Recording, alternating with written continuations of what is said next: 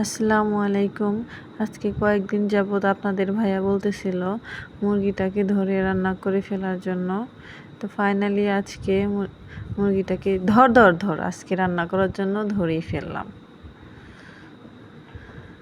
তো এটা হচ্ছে লেয়ার মুরগির বাচ্চা। 5টা বাচ্চা কিনেছিলাম আমি, সেখান থেকে 3টা বড় হয়েছিল আর 2টি মারা গেছে। কি ভাগ্য আমার, তার মধ্যে 2টি শিয়ালে খেয়ে আমার জন্য একটি মুরগি রেখে গেছে। তো এই মুরগিটা দিয়ে আজকে আমি চিকেন রোস্ট রান্না করব এবং এই রেসিপি আপনাদের সবার সাথে শেয়ার করব। এদিকে আমার মেয়ের মুখের দিকে তাকালে আমার অনেক কষ্ট লাগতেছিল। মুরগিটাকে কেমন করে ধরে ও খেলা করে, মুরগিটা অথচ কিছুই বলে না, যেন দুজনের মধ্যে একটি বন্ধুত্ব তৈরি হয়ে গেছে।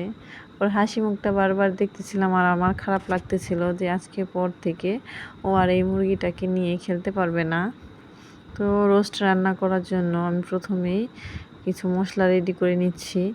এখানে আমি পেঁয়াজ এবং রসুন ব্লেন্ডারে পেস্ট করে নিয়েছি।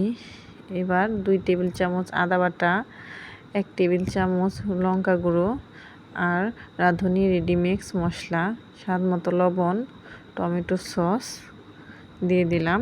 এবার এগুলোকে ভালো করে মিক্স করে নিব। আপনারা এখানে অবশ্যই টক দই দেওয়ার চেষ্টা করবেন। আমার হাতের কাছে ছিল না, সেই জন্য আমি দিই নাই। আমি এই রান্নাটা দুধ দিয়ে করব। এই চিকেনের পিসগুলো লবণ দিয়ে ভালো করে মাখিয়ে নিই।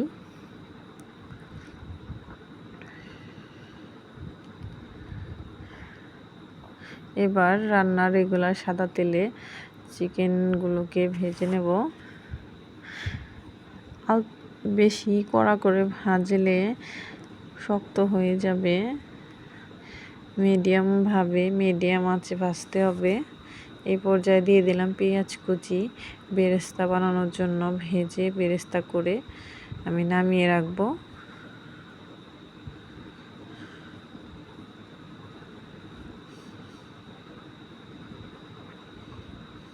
এবার সেই তেলে দিয়ে দিলাম পেঁয়াজ কুচি, তেজপাতা, এলাচ এবং দারচিনি। এবার এগুলোকে একটু লালচে করে ভেজে নেব। ভাজা হয়ে গেলে মিক্স করে রাখা যে মশলাটা আমি রেডি করে রেখেছিলাম সেই মশলাটা দিয়ে দিব।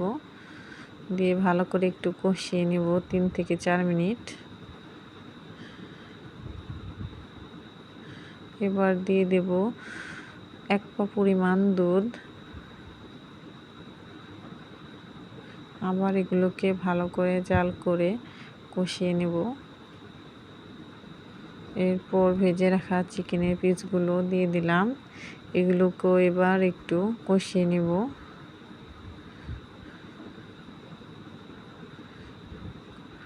কষানো হয়ে গেলে আবারও আমি 1 পা পরিমাণ দুধ দিয়ে দিলাম। মোট আমি এখানে আধা লিটার দুধ ব্যবহার করেছি। আমি কিন্তু এই রান্নাটা করার জন্য কোনো রকমের পানি ব্যবহার করিনি। পুরো রান্নাটাই আমি দুধ দিয়ে করেছি। এবার ঢাকনা দিয়ে ঢেকে দেব এবং বারবার উঠিয়ে নাড়াচাড়া করে নেব। এবং লাস্ট টাইমে বেরেস্তা করে রাখা পেঁয়াজগুলো দিয়ে দিলাম এবং স্বাদ বাড়ানোর জন্য দিয়ে দিলাম অল্প পরিমাণ চিনি। আমার রান্নাটা প্রায় শেষ।